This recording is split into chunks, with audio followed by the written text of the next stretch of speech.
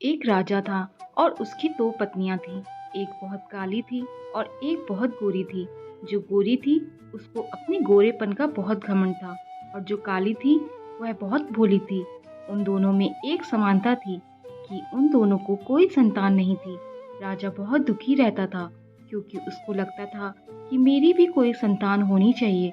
राजा अपनी दोनों पत्नियों से बहुत प्यार करता था, पर राजा की फेवरेट पत्नी गोरी वाली थी, लेकिन उसने कभी भी दोनों पत्नियों में भेदभाव नहीं किया।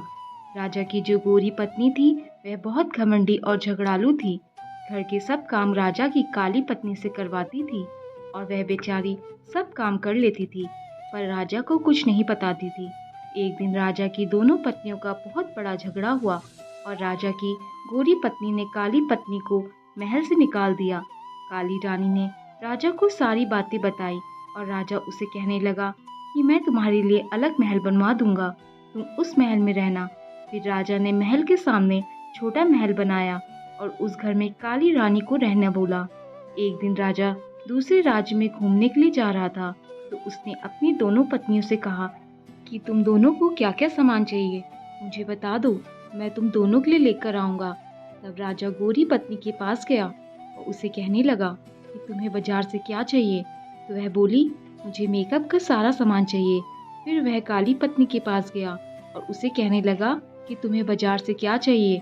फिर वह राजा से बोली कि मुझे एक छोटा बंदर चाहिए। वह बोला कि ठीक है, मैं लेकर आऊंगा। कहकर राजा वहां से चला गया। अगले दिन राजा दूसरे राज्य गया और उसने वहां से सारा सामान ले लिया और अपनी दोनों पत्नियों को उनका सामान दे दिया। राजा की काली पत्नी उस बंदर को देखकर बहुत खुश हुई। वह बंदर उस रानी का सारा काम करता था, उसके साथ खेलता भी था। वह काली रानी उस बंदर को अपने बच्चे जैसा प्यार करती थी। एक दिन अचानक काली रानी बहुत बीमार हुई, पर उसे देखने राजा नहीं आया। बंदर को बहुत गुस्सा आया और वह राजा के महल चला गया। राजा से कहने लगा कि मेरी माँ जैसी रानी को देखने आप क्यों नहीं आए। बंदर के डांटने के बाद अगले दिन राजा रानी को देखने के लिए घर आता है। दवाई और खाने पीने की चीजें देकर चला जाता है। वह रानी उस बंदर को बताती है कि मुझे संतान होनी चाहिए थी। वह बंदर उस रानी को बोलता है कि आप टेंशन मत लो, आपको संतान जरूर होगी, मैं भगवान से प्रार्थना करूंगा।